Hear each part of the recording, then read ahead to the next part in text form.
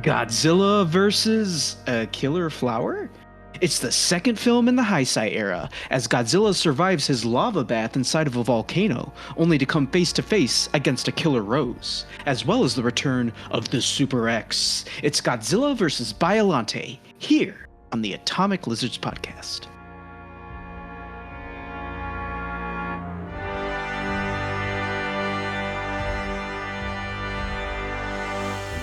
To Atomic Lizards, who are a trio of friends podcasting about the Godzilla franchise and other films we love. I'm Miranda, the film fanatic. I'm Udi, the de facto film expert. And I'm Dan, the Kaiju extraordinaire. On today's episode of Kaiju Korner, we are covering Godzilla vs. Biollante from 1989. After the previous Godzilla attack, a miniature arms race ensues to collect his cells.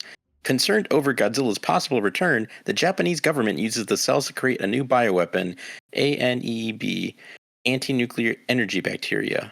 They seek the aid of geneticist Genshida Shidagami, whose experiments result in a new mutation. Godzilla vs. Biollante was directed and written by Kazuki Omori, with special effects by Koichi Kawakita. It is the 17th film in the Godzilla franchise, the second film in the franchise's Heisei era, and a sequel to 1984's The Return of Godzilla. The film stars Kunihiko Mitomura, Yoshiko Tanaka, Masanobu Takashima, Megumi Odaka, Toru Minegishi, Yasuku Sawaguchi, Toshiyuki Nagashima, Yoshiko Kuga, Rinosuke Kaneda, and Koji Takahashi. I apologize if I butchered any of those names. And a real quick thing we want to mention before we start the episode. At the time of this recording, it has come to our attention recently, big news for the Godzilla community. Takashi Yamazaki, the writer and director of Godzilla -1, will be returning to write and direct another new Toho Godzilla movie. Details are kind of scarce right now. We don't know if it's going to be a -1 sequel or if it's going to be something entirely different. I think it's safe to assume that it'll be a -1 sequel. That's to say, we're all really excited here at Atomic Lizards. We cannot wait to see what Mr. Yamazaki has up his sleeve for Godzilla. Whatever it is, it's going to be really cool, and I'm going to be there the day it opens. In the theaters, because I'm excited. Oh yeah, we're all going to be there day one for sure. So, let's get into our review of Godzilla vs. Biollante. This episode will have spoilers, so go watch it if you haven't yet. Now let's get started. What are your guys' initial thoughts on this movie? Dan, do you want to start us off? Yeah, I don't mind starting us off. So, unlike the Showa era, I felt that the second movie in the Heisei era was another strong outing. It's in this movie where we finally get one of the most, if not the most, recognizable Godzilla design. And when I think of Godzilla, I think of his Heisei design. And once again, I know I'm speaking from a biased perspective here, but I really do feel like the Heisei era Godzilla design, post-Return of Godzilla, is probably my favorite Godzilla design of all time. That being said, I liked Godzilla vs. Biollante. The story did bring up some interesting concepts. I like the design of Biollante in her final form. The Godzilla action is pretty good, especially his attack on Osaka. The Super X2 was a lot of fun, and I liked seeing the improvements that they made upon the first model. Even the human stuff wasn't that bad, although some of the acting when they spoke English was incredibly bad. But I'm not going to go too hard on that since English was definitely not a second or even third language for some of these actors, so I'm going to cut them a little bit of slack. But I was surprised with how much English there was in this movie. I kind of forgot about that, and when I was watching it, I was like, oh yeah, they do speak quite a bit of English here. It's kind of odd because, like, it's mainly the made-up country that's like supposed to represent like Saudi Arabia or the Middle East, but like they're the ones that are mainly speaking English, and it's like I don't know why they chose English for them, because there's also a somewhat American terrorist group that's like terrorizing the scientists trying to come up with the main plot point of the movie, which is like a bacteria eating invention that uses like Godzilla cells. Like it makes sense for them to speak English because, well, they're American, but like I don't understand the move for like this made up Middle Eastern country, but I guess we can talk more about that later. This is also the movie where we get introduced to the one recurring character, Miki, who, in my opinion, is one of the most memorable human Godzilla characters. I like Miki. This will not be the last time we see her, that's for sure. And she's always been one of my favorite human Godzilla characters. All in all, despite things immediately getting weird with, like, mixing and matching human souls with roses and Godzilla cells and creating weird monsters with that, I still think this was a pretty solid movie. Good monster design, good Godzilla action, and fun characters. I recommend. I think you should put this on your Godzilla Essentials watch list if you're just getting into the franchise. I wasn't quite sure what to expect with this film, considering how similar yet different the previous film was. I felt like the last one was kind of return to form to like the original in the sense that it was more serious, like still kind of silly and whatever, but they took the subject matter a lot more seriously. Goji was a lot more serious and a lot more threatening, a lot scarier than he had been in a long time. I was kind of curious to see what they would do with like the sequel, and Dan had mentioned that the tone wouldn't necessarily keep up and that the movies would get kind of crazy again. So I was kind of curious to see in what ways the next chapter of the Heisei era would be, and like how crazy it'd go or how off the rails. And I wouldn't say like went too crazy, but it definitely went in a cool, new, interesting direction with Biollante in a way that we haven't seen before in the Godzilla franchise. Biollante offered a lot of cool, new, interesting visuals, I guess, and just like was a cool idea for a kaiju and just an interesting story. I enjoyed the movie. I definitely feel like the matchup between Biollante and Godzilla was really, really cool. Goji is just really, really cool. I really do like the Heisei design so far, and from what Dan has told me from off the podcast, it seems like this is just his design going forward for this era. So I'm very excited about that because I really do like how Goji looks. I mean, yeah, overall, just in general, just another solid Godzilla movie. What about you, Miranda? So I think it's a pretty solid Godzilla movie. I actually really enjoyed this one a lot more than the previous movie, Return of Godzilla, and the American version. It was fun. It was chaotic. We're in the late 80s.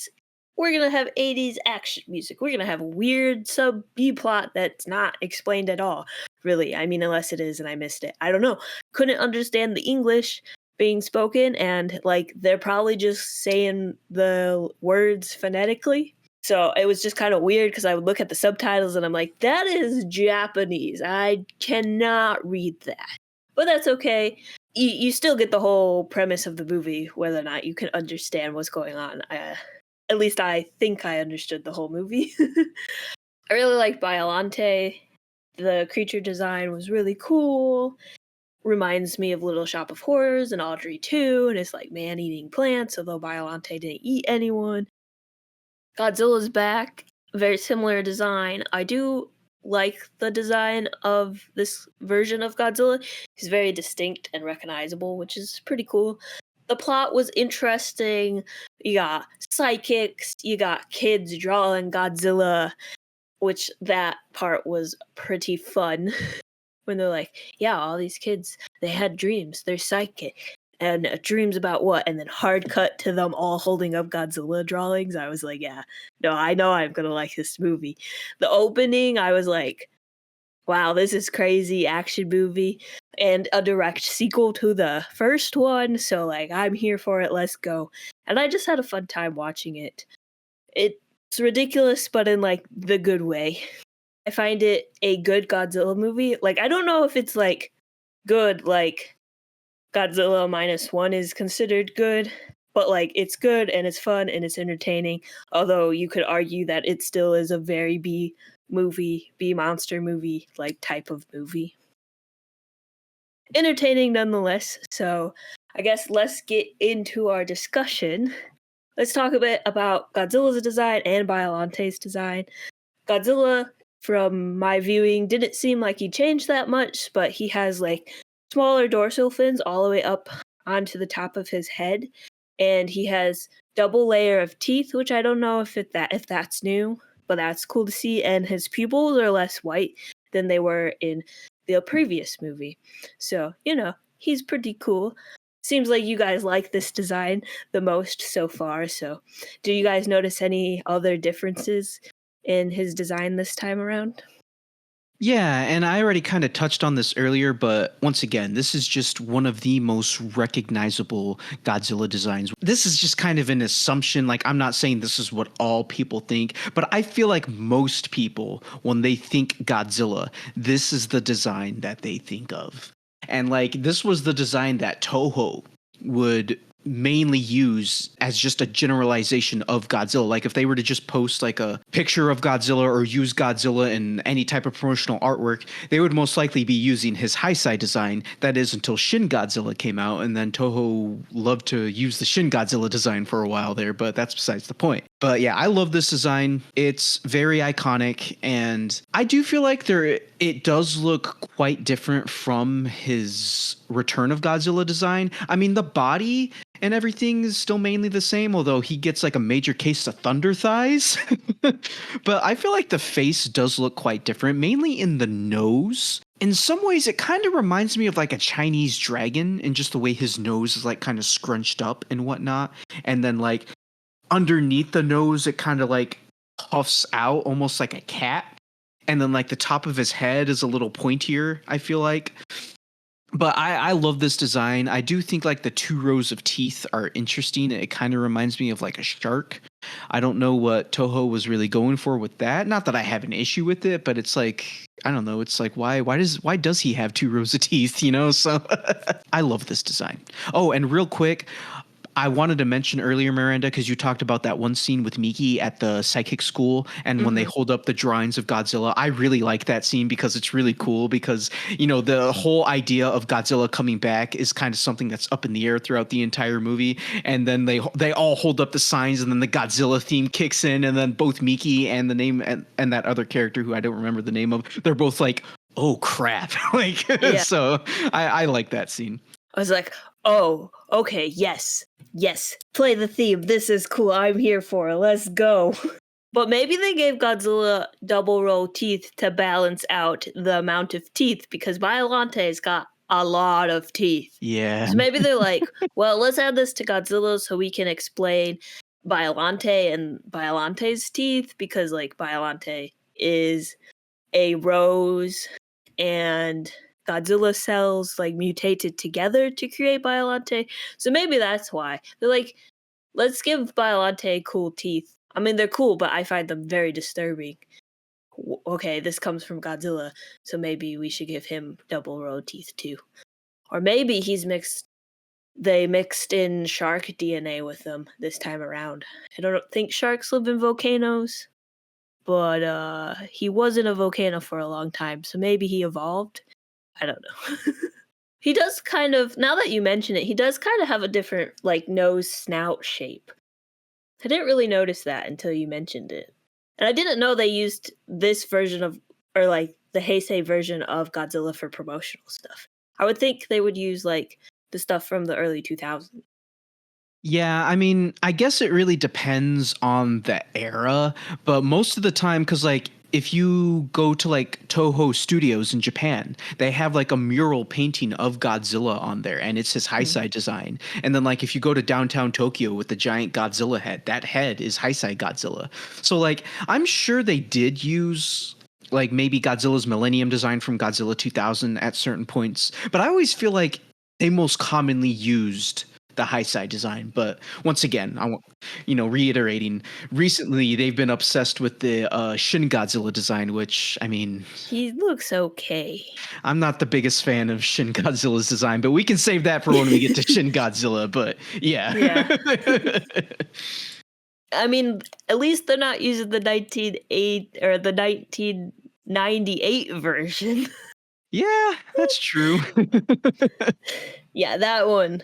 The more Godzilla versions I see and learn about as we watch these, the more I'm like, yeah, no, they totally missed the mark on that movie. But we're not here to discuss that movie. Not yet. We'll get there, but not yet. Yeah, we'll be getting there sooner than you think. Yeah. What about you, Udi? Did you pick up on any other details of Godzilla's design this time around? I don't think it's like not anything too crazy compared to like what you guys have already mentioned, but he does start like he's starting to have more of his cat-like appearance, which I'm a big fan of. So like he has like the sort of like Black Panther look with like his ears and just like his more ferocious face and teeth and whatnot. So I mean, like overall, like kind of like Dan was saying, like his thighs are a little thicker, but like I don't know, just in general, I just really like this design because they kind of keep him a little mean looking, like how he was in the last one. Just kind of refined it a little bit, and mainly like the neck and face area, because there's a lot of close-up shots of Godzilla in this movie where he's like growling or biting or whatever, and it looks really good. So I think they did a really great job of like developing that look and like his fierce, I guess, faces and his kind of attacks close up. So and like Dan said, like the double rows of teeth was interesting, like an interesting addition. So I was a fan of that. But aside from that, I don't really know if I noticed anything else. Honestly, I mean, he is really like he's very close to how he was in the previous movie. So they really just kind of did a few touch ups and refined a few areas, but for the most part, he really does seem kind of the same. Which I mean, I really liked the Return of Godzilla suit, or yeah, suit. So I'm happy they didn't like go crazy with changes or anything like that, or made him look kind of frumpy or floppy again. They like kept with it and like did little tiny improvements. I think it probably helps that like the suit was like made to the person who wears the suit's like measurements, and at least according to a podcast I was listening to about Godzilla, that they like made the suit to properly fit the person wearing it, so then they could like move better in it. It would fit better, it would look better, where it's not just like a suit they made and then like anyone can wear it. It's like based off the action and fight sequences in this movie compared to the ones in the Showa era. Now, granted, there's a time difference and a difference of filming action and fight scenes and all that jazz, but like just the movement of Godzilla is a lot more fluid and like more interesting. I think probably because like that suit properly fits that person who's wearing it, so they can properly move in it. Yeah, they probably were able to refine the design of like the suit in terms of its flexibility to the wearer ever since like the Showa era. So that would make a lot more sense. There's like 3 different versions of Biollante. They all look really cool. The like final boss version of Biollante, I have no idea if someone is in fact in the design, like in the suit, or if they're just puppeting the head. Biollante has teeth on the roof of their mouth. They have acid blood. They have pointy, spiky teeth everywhere. They have these tentacles with like these like fly trap mouths. Like it's so interesting and bizarre. And it makes me kind of uncomfortable because I don't like it, but I think it's cool. Like I like it, but it like kind of disturbs me, especially teeth in the roof of the mouth. They did have a lot of puppeteers puppeting Biollante. Lots of like strings and pulleys and like people working on it. I couldn't find an exact number of how many people it took to like do Biollante's actions, but like credit to them because it looks so cool. They did a really good job at portraying this plant creature. And even when Biollante is like attacking people when you just first see their tentacles, I'm like, wow, this is interesting and cool. And then the inclusion of acid blood, I was like, okay, yes, let's go for it. And I think maybe that's an influence from like Alien, because like Alien acid blood, it's green. Like I'm sure they're influenced by like American sci-fi movies at this time, because this is what 89, so a lot of classic sci-fi was out, I believe. Alien 2 came out in the 80s. Predator was there. Like all of those things, and it's like they just it's really cool. And I liked the fact that like Biollante like turns into like the sparkly fairy dust and then goes into space. And I have a theory. Maybe this isn't a theory and this is just foreshadowing, but I'm pretty sure because Biollante is Godzilla and a plant and then it goes into space. Somewhere in space it mutates and comes back as Space Godzilla. So that's cool if that happens. But I haven't watched, so I don't know. But yeah, I just really like Biollante's design. Reminded me a lot of Audrey too, from Little Shop of Horrors. I already mentioned that, but like, just imagine them getting coffee together. That'd be an interesting like situation. But yeah, Biollante is really cool. Also, kind of weird that like there's a human soul in Biollante, the daughter of the scientist guy. Like, how did that happen? I don't know. I don't know if it's explained, but it was kind of weird. But yeah, did you guys also really like Biollante's design, or like anything stick out to you guys about Biolante's design? Yeah. So one thing you had mentioned before, Miranda, pertains to Biollante is just the rows of teeth in her mouth. And I think one thing I'm starting to realize, and this movie made me realize it, I'm also disturbed by that. I don't think I like it when something has like way too many teeth. So like just the endless amount of teeth Biollante had in her mouth, just yeah, that made me feel a little uncomfortable. Yeah, So, understandable. It's strange and unusual, and not other than sharks. I don't know how common it is. Yeah. And even then, with sharks, it's like not too bad because their teeth are in rows. Biollante just had teeth all over the place, and it's just like, ugh. But yeah, when it comes to Biollante's design, I also think that she looks really cool. I especially like her first form when she's just like this towering rose. That's like, and just the way that it's shot and framed it also looks really cool because it's like against the night sky, but there's like light. I don't know if it's like moonlight or what, just like peering through it. And then the sounds that she makes are also really cool. Granted, they probably just used whale sounds and whatnot, but I don't know. I like it. It's really cool.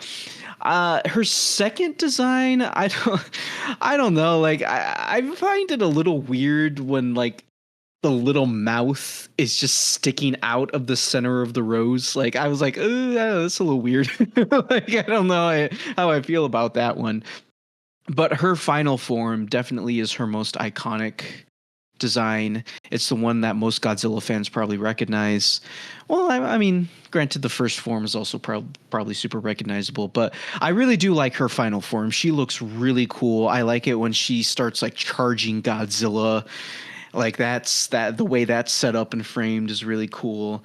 And it's interesting that you mentioned like the acid blood and how that could potentially be influence from the Alien franchise. Let me just say that this will not be the last time we see a somewhat influence from the Alien franchise in the Heisei era. So you have that to look forward to. And yeah, I'm not going to say much regarding Biollante's cells going into space, but let me just say that it is some slight foreshadowing, Miranda. And that's all I'm going to say on that matter. Space Godzilla. I mean, something. I know Space Godzilla is made because mutated Godzilla something or another in space. So, like, it's got to be something. So it's good to know it's actually semi foreshadowing. So that's cool.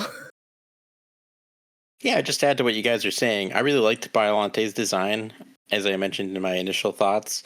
She's definitely one of the most unique kaijus that I've ever seen in anything. Like even just like looking through like random YouTube videos, like watching random movies, like anything, like any media whatsoever I've ever seen. Like it's just very, very cool. Like a full-size plant kaiju that eventually transforms into like a half crocodile flower monster. Like just very, very cool. I really liked Biolante's ultimate form, or like final form, I guess, depending on how you want to say it. Like Dan was saying, the crazy amount of teeth that she has, and then she just looks very threatening in her final form. So it was just very cool to see the transformation. I agree. Very threatening. Yeah. It also kind of reminded me of this white, either alligator crocodile. I don't remember which one it would be, but there's like a white alligator / crocodile in the movie Annihilation that's been like mutated because of the shimmer or whatever it's called in that movie. God, I'm doing a terrible job of referencing things. But yeah, it kind of reminded me of that because that one I think also had multiple rows of teeth and like obviously was mutated and whatnot. But yeah, just overall, very cool design. and was not what I was expecting at all. Like, I wasn't sure how they were going to change her design, because like I was like, there's no way that she's dead. Like, she didn't really get to do anything, so she'll come back. She just kind of Groot spored away and then is going to come back, and then lo and behold, she did. So I thought this form was cool, and I'm very much looking forward to see what comes of the whole flying off into space thing, because she already looked really cool. So I don't know how they're going to change her up, but I'm excited. While we're on the subject of speaking about what Biollante's design reminds us of, I will say, for those of you who know what the SCP Foundation is, one thing I noticed while watching this, she definitely reminds me of SCP-682, which is like this weird, like, mutant alligator crocodile type of beast or whatever. But that was just one observation I noticed. And Udi, I'm just going to let you know right now, this is the only movie Biollante appears in. She does not return in any future movies. So I didn't mean to get your hopes up there when I was said there's slight foreshadowing there. I'm sorry about that. No. I know. I'm sorry, man. Top 10 anime portrayals. Yeah. I'm just going to let you guys know right now. This is the only movie Biollante appears in. So Big sad. yeah, sorry about that. That's okay. She's so cool, though. I know, and a lot of the community agrees. There's lots of Godzilla fans that agree Biollante is like one of the coolest kaiju in the franchise, and we would love to see her show up again. But the only other thing she appears in, maybe outside of a few of like the tournament fighting games, has been the Godzilla Unleashed game on the Wii. Like, she's a playable fighter in that game, and I'm sure she's appeared in a few of like the arcade fighters back in like the Super Nintendo era. But we would like to see Biollante return. That would be really cool. On the note of the kind of going back to like the blood, though, I did think it was kind of fun that they went for like a green blood, because I mean, yeah, like not only is the xenomorph like famous for like its green acid blood, but like Goji had been shown in the Showa era to have red blood. I guess I wasn't sure if every time that he was like bleeding in this, it was because of Biollante, like it was ooze or something from Biollante, or if he was also just bleeding green blood. But it was interesting, because I don't know if there's any sort of connection there, but it was odd that if they did switch to green blood, I wonder why. Maybe, I guess, kind of more kid friendly instead of like just like blood. And then as far as like the sparkle dust for Biollante goes, I think it's funny that in media they often show like plant-based characters having some sort of like golden yellow dust ability or thing or something like that. I guess like it makes sense. I guess like plants and like pollen and stuff like that. Not that that's necessarily pollen, but I don't know. I could understand the vision there. You're right. It is like pollen or like something of that nature, because they do that with plants a lot. Very interesting. Had not noticed that until you mentioned it. And to jump back a tiny bit about the blood and like being more kid friendly or whatever, this movie I believe is rated PG for traditional Godzilla violence. So that's a fact. Actually, this one kind of seems a little more violent, especially end with the like Biollante Godzilla fight, and the literally Biollante sticks like tentacle through Godzilla's hand. Like, that is rough. That whole fight scene was choreographed really well. They did a good job. Yeah, he was not having a good time when that happened. He was having a terrible, no good, bad day. Also, the acid blood, apparently it was very difficult to work with because it would stain. It was not user-friendly at all. Like, I don't know what they put in it, but apparently it would stain clothing and like your hands and stuff, so. But yeah, so this movie is rated PG for traditional Godzilla violence. I would say this movie also has a kind of traditional Godzilla-y plot, where we have two kaijus, they're fighting, they destroy the city. A little less serious as the previous one was. We get a little more ridiculousness with it, which I enjoy a whole bunch. But the main plot of this movie is that they're trying to get the Godzilla cells and use that to make like bio stuff. And there's psychics and giant fight scenes. So, did you guys enjoy the plot of this movie? What did you think about the side plot with like the terrorists trying to steal the Godzilla cells? Do you think that came out of nowhere? Like, I would like to mention that I believe, according to my research that I was doing earlier today, that the director, I believe, of this movie wanted to make a James Bond movie. So I'm pretty sure that's why you have that like side plot with the guy with the sunglasses and like all of that stuff going on. Also, I believe this movie was also written and submitted to another fan contest, but it has heavily rewriting on it. So I'm like pretty sure this was not the original intention of the writer who wrote this movie. No, man. If anything comes out of left field in this movie, or like comes out of nowhere, it's the psychics. Like suddenly there's psychics. It's like, what? When was this ever a thing? Like, I know Godzilla movies have like introduced crazy ideas such as aliens, and then like Ghidorah, the three-headed monster, had like a Martian that literally took over the mind of a princess from another country and all that craziness. But like, yeah, all of a sudden there being psychics is like, oh, okay. Like, I literally just came out of nowhere. But once again, we do get introduced to Miki, one of my favorite Godzilla characters. Also, as a kid, I had a big crush on Miki at one point, but that's besides the point.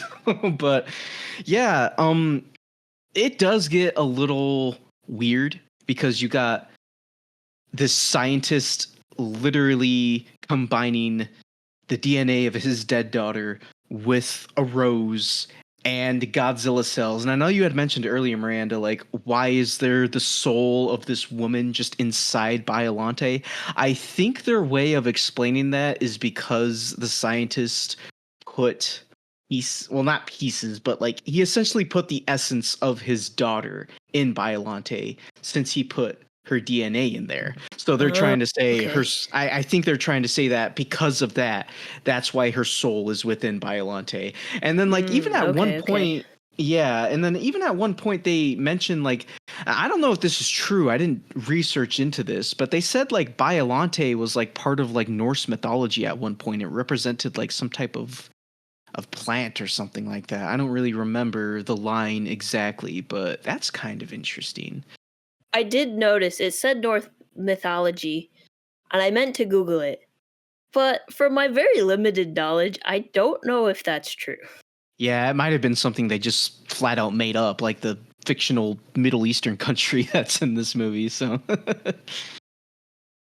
It is a movie, so they can make up and do whatever they want. yeah, exactly. Not to, oh, I'm going to be the one to make a Marvel reference here. Not to go too off topic, but it's kind of like when Marvel does the whole thing with Mjolnir, where it's like whoever holds this hammer, if he be worthy, shall possess the power of Thor. And that got a lot of people thinking, oh, so only Thor can lift Mjolnir. But that's actually not the case in true Norse mythology. So, there's creative liberties that film and writers can come up with when it comes to like myths, like modern myths and whatnot. But yeah, I thought the story was definitely a little more out there, especially coming after the Return of Godzilla, because Return of Godzilla felt a little more grounded in its story because it brought up the themes of nuclear bombs and the Cold War between the US and the USSR. And then this movie's like, mutant plant mixed with Godzilla has the soul of my daughter in it. ESP abilities. It's like, okay, which once again, I don't have an issue with, but yeah, it definitely gets a little crazier with the second movie. But yeah, I didn't think the story was too bad. I thought it was fine. It didn't get too crazy for me personally. It was still crazy enough for me to accept it in a Godzilla movie.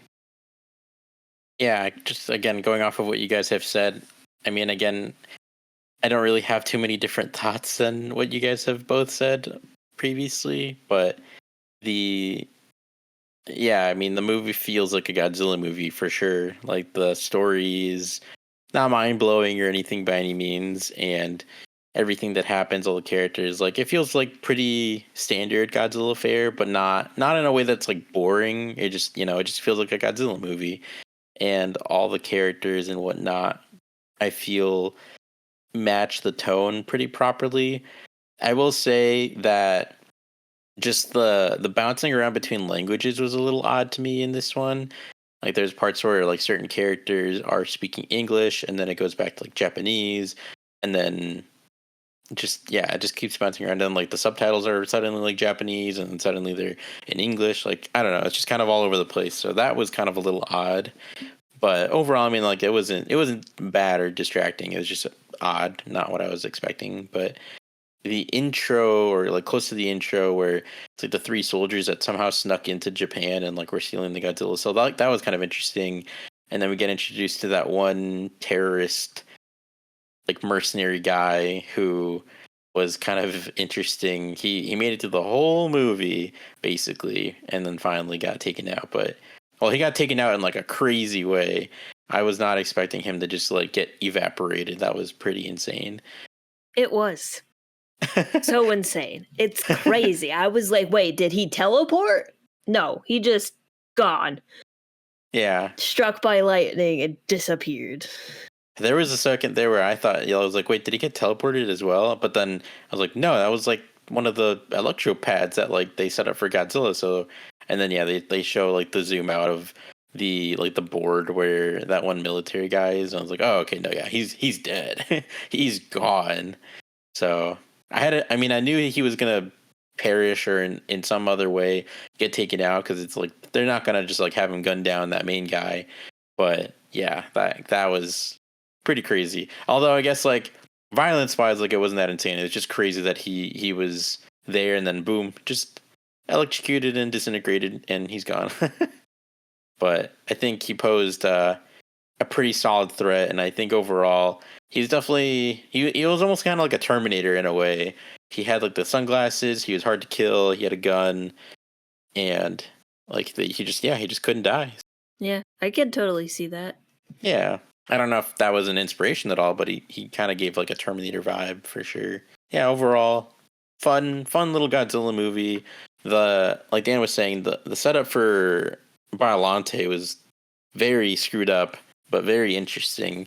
Like the mixture of all the different cells, like especially that scientist like using his daughter's cells was a choice, but it did make it more interesting overall.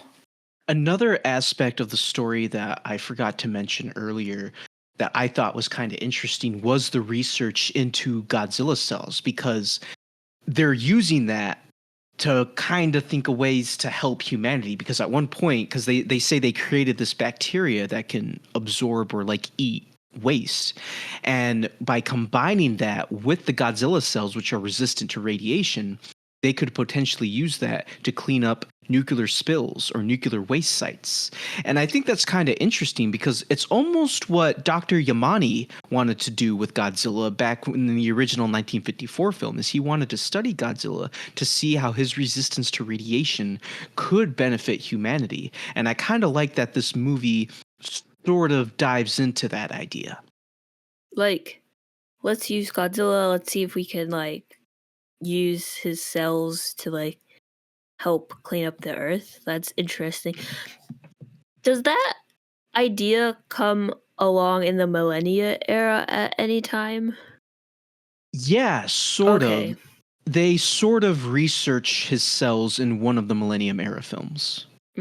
Okay, because when you were talking, I was like, wait, this kind of reminds me of millennia.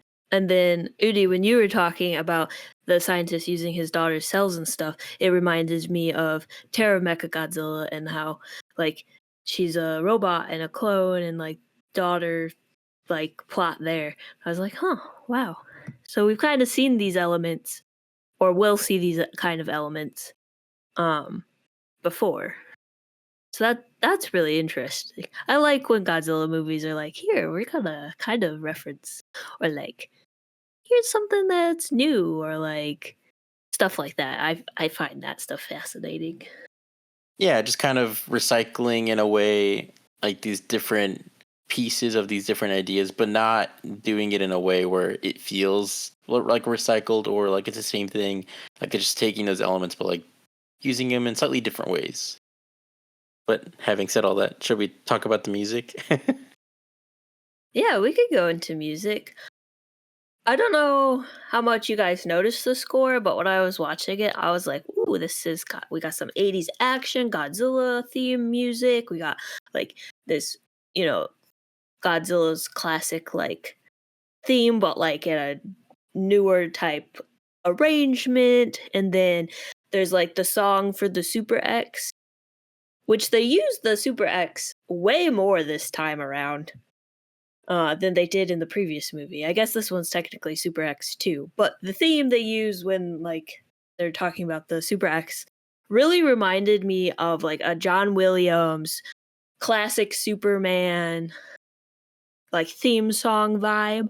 I was like, wow, this feels very John Williams to me. This feels very not Japan-ish. This feels very like late 80s, which like makes sense because you have all those like classic movies that had come out that, you know, people talk about to this day, especially John Williams' music. His music sounds very similar for all of his movies, but it's very distinguishable. And so like the Super X themed, I was just like, wow, this is cool. I like this. I liked like the rock music type of theme at the beginning of it. It's just a fun score. I love a good score, and this movie definitely has a good one. Did anything particularly stand out to you guys? Did you notice any of this? Did your brain be like, that sounds familiar or anything? I will say that I really enjoyed the guitar riff going on near the beginning of the movie when that one like Terminator like dude that Udi mentioned was taking on the American terrorist group. Like there was this guitar riff that was just playing in the background during that entire battle scene. So that I really enjoyed that riff. I thought that was a lot of fun. And it's interesting you mentioned the Super X2 theme sounding like the Superman theme because at first I didn't even make that connection. But we were kind of talking a bit beforehand before the podcast, and Miranda had mentioned that the Super X2 theme kind of sounds like the Superman theme. So I went and I listened to it. I was like, you know what? I can hear it. Yeah, it kind of does sound like the Superman theme. So that's kind of funny. Yeah, it kind of caught me off guard because I'm like really used to like the Showa era music and like how that sounds, and it sounds very much like a Godzilla movie. And also, like, I'm not that too familiar with how music sounds, like how compositions, like classical and quotation marks, or movie scores sound like. Um, for Japanese movies, so just to like hear something that was like this sounds American was kind of just like, whoa, what's going on? What movie are we watching? Because I definitely thought I was gonna watch the like English dub of it when it started because there's a lot of English at the beginning of the film that it just like threw me off. And I was like, hold on 1 second. I gotta check what version I'm watching. But it's cool. I really enjoy it. I hadn't noticed that the music for the Super X2 theme was kind of Superman-y, but I can totally hear that now that like you brought it up. As far as like the other music goes, I don't know that I noticed too much. Like nothing stood out too much outside of like I mean the classic Godzilla theme. It's you can't miss that, and like that's always great to hear, especially during the middle of a nice big old destruction sequence. But yeah, I mean outside of that and like the Super X theme, I guess I feel like I vaguely remember the Biollante theme sticking out a bit, but nothing too memorable. But overall, I mean, I feel like the music is always pretty memorable, at least in the sense of like while watching, it's like, oh yeah, this fits the movie. So I feel like we have yet to get a movie where it's like, whoa, what the heck? This feels out of place or something. So I think for the most part, even if it's like not necessarily the most memorable score or anything like that in all the movies, I feel like the work here that's done is still really well done, and it's still unique enough that while listening, you're not like, man, they just straight up copied that. Like the Superman comparison is probably one of the closest, but like it's still unique enough, in my opinion, that it didn't feel like it was just straight up copying it. It is kind of funny though that the Super X2 theme is like similar to the Superman thing when they both have super in their name. They totally both have super in their name. They're like, how can we do music for this super thing? Someone's like, oh, Superman just came out. Oh, I got it. Perfect. Yeah, they're like, let's do that. On a completely unrelated note, I do think it's kind of interesting, and I don't remember if either of you brought this up earlier, but I do think it's kind of interesting that the reason that Godzilla is even in this movie is because he was set free from a failed, or I guess a successful plot from one of the terrorists, I believe. Like they were trying to set up a deal to get a Godzilla cell, and then like they got third partied, and then the good guys failed to stop the bomb. So then the volcano where Godzilla's buried, it just erupts, and then that's how he comes out. Like it's kind of wild that if that hadn't happened, like technically speaking, we probably wouldn't have gotten a Godzilla in this movie. Like he probably just would have been trapped in there. So it's kind of funny to think about. And I guess, I mean, now we know one of Godzilla's only weaknesses are volcanoes, I guess, confirmed, question mark? I want to say that it's really funny that how Godzilla is released, because it's technically all a big accident. It's like, oh man, like you can't mess up any bigger than that. So, but I mean, it's weird because I don't know what was keeping Godzilla trapped in the volcano, because its eruption is what freed him. Maybe he couldn't climb out, but then why was he able to climb out when it erupted? I don't know. Pull up Godzilla's data sheet in the Godzilla video game. Weaknesses. Volcanoes / magma. Yeah. Snowy mountains / ice. That's 2 elements. What next? Take out by wind? I would definitely say ice is definitely one of Godzilla's weaknesses. Like that's true. Yeah. I'm just like, we got 2 of the elements, like earth and water. So what next? Air? Is that he's gonna be taken out by air? I don't know. But I would say that lava is definitely, like, a volcano is definitely Godzilla's like weakness, in at least so far in this series, in this era. But I think he just got encased by like magma and like got buried. And like he couldn't climb out because he was underground. That's fair. I do like the fact that they decided to include the volcano, because that's one thing from the previous movie I wish they would have done more about. So the fact that they're like, yeah, we're gonna keep that kind of plot going in this. And yeah, we probably wouldn't have gotten Godzilla in this movie if it wasn't for the successful / failed attempt to get him out / not get him out, depending on which character you're looking at. I think it would work even if you didn't have Godzilla in it, even if like you just used Godzilla's cells and we don't like see him fight anyone. But I feel like that would create a very boring ending, because that fight scene with Biollante and Godzilla is like really cool. Not to mention, it'd be really weird to have a Godzilla movie with no Godzilla in it. Like, I don't know if that's ever been attempted before, but yeah, that'd be kind of odd. Also, it would be really funny because the whole idea that these terrorists had was to release Godzilla and use him as a weapon against Japan. But it would be really funny if when they did release Godzilla, he just didn't attack Japan and he went and like attacked America or something. And it's like their plan just backfires. Or like Godzilla immediately turns around and goes to attack that one. What's the name of that one country? I don't really remember the name of it. It was like New Saradia or something like that. I don't remember. Yeah. But like he goes straight there. He's like, all right, you guys effed up. You want my cells? Here, have them. Kaboom. Atomic breaths them. I feel Godzilla has the capacity to get revenge. Be like, you woke me up from my nap. You must die now. Because he literally destroys a whole building because a guy shoots like a rocket into his mouth. He's like, no, time for you to die, and takes down the entire building, which I was not expecting. Which, like, they shoot Godzilla with, like, the bazooka guns, right? And then, like, the drill thing, like, what was that? Is that relevant? Is that how they used, like, the lightning pads? Like, did I miss something?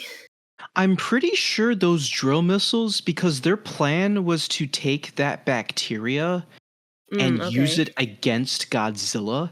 And I'm pretty Oh, sure okay. those drill missiles were what was putting the bacteria inside of him. Okay, that makes more sense now. Is that why they were like, oh, his body temperature is really cold, we need to get him to have a higher temperature? Were they trying to give Godzilla, like, a cold? Yeah, they were trying to essentially affect his body temperature to like defeat him that way, because it works at first, because like near the end of the movie he like passes out and then face plants into the ocean, but then the ocean somehow cools his body temperature and then he ends up coming back to normal. So I mean, the ocean is cold. Well, I've never been to the ocean, but I've heard it's cold. yeah, I guess it really depends on what part of the world you're in, but yeah. Oh, we've kind of talked about everything I wanted to talk about. Was there anything else you guys wanted to mention about this movie? Godzilla in general? Are you excited for the new one? Because I am. They should bring Biollante back for that one. Do you think they do that? Probably not. We'll see, I guess. Yeah, I don't know. I don't know what exactly Mr. Yamazaki has planned. I'm hoping it's a -1 sequel, but he has stated before that he would like to do a reimagining of Godzilla versus Hedorah. But I think he could still do a -1 sequel and still incorporate Hedorah into it if he wanted to use Hedorah. But if anything, I believe we are going to get a versus movie, which I think we're due for another Toho versus movie. It's been a while since we've had a Toho versus. I think the last Godzilla movie from Toho we had that was versus was probably Final Wars. So that'll be fun. That'll be exciting. I'm looking forward to that. Yeah, just on the note of the new movie, I mean, I'm very excited. I was very nervous there for a bit that the director of -1 would not come back, so I'm glad he's back. I'm hopeful that like this was what he wanted. So he said recently that he had a bunch of offers from Hollywood that he turned down. So I'm hopeful that like this is like he just had a really cool idea for the sequel, and so like he wanted to come back and do it, and brushed off all the other offers. But I just really hope that the sequel is just as good, if not even better, and that once he's done, once he feels satisfied with his run of Godzilla movies, he can go to Hollywood and do whatever he wants, and like he'll have a good experience and all that, because he really is a talented guy. So I really hope that he gets a chance to shine and just work on projects that he's excited about, and doesn't get burnt out by Hollywood. That's one of my biggest things. But yeah, I mean, Biollante would be really cool for the -1 sequel, but also I would love the Smog Monster. A new version of the Smog Monster would be freaking awesome. So if they do either one, I'll be happy. But obviously, if they do like someone completely new or just anything else, I mean, I'm just intrigued to see what they'll do, and if they'll connect it directly to the original like -1. Hopefully, because they did tease like a thing at the end. So I hope they don't just like do something brand new. But I mean, I guess we'll see. It'd be cool to have the Smog Monster back. He's gotta be shiny, though. That's like my one thing. If they do bring him back, he must be shiny. It's gonna be really interested seeing what the future of Godzilla holds, both in present time and in this era, the Heisei era. But I think it's time for the lizard fact of the day. All right. What is today's lizard fact? Today's lizard is the Cameron lizard, and they're found in Ecuador, Colombia, Brazil, Peru, and the Guineas. They live in swampy habitats or other flooded woodlands. They spend most of their time basking on low branches and roots, overhanging marshes, flooded forests, and streams. This lizard is a large reptile with a green body and a reddish-orange head. It has a long, lateral, flattened tail and raised horn-like scales along its back that offers some protection from predators. This lizard has a forked tongue for locating prey and a powerful jaw with short, rounded teeth. They are also semi-aquatic and have a third, clear eyelid that acts as a goggle when submerged. Now, I picked this lizard because it reminded me of Biollante. It's green. Biollante's green. We have a rose. They have a reddish-orange head. They live in the forest and are, like, in the water. So it's a perfect lizard for this movie. That is the lizard fact of the day. Let's get into ratings. Dan, what would you give this movie out of 5? Yeah, so like I said, I definitely felt like this was another strong outing in the Heisei era. While it's not without its faults, like once again, some of the dialogue, especially the English dialogue, can be hard to understand and is just flat out really bad. And the story can be kind of silly at times. I still really like this one. It introduces us to one of the most recognizable Godzilla designs of all time. Biollante is such a cool and interesting design for a kaiju. And yeah, a lot of the fights were good. The destruction was good. I liked it. I'm going to give it 3.5 stars out of 5. How about you, Udi? What would you give this movie out of 5? As I mentioned before, I did really like Biollante. I really did love her design, and I thought the idea of a plant-based, naturalistic kaiju was very, very cool.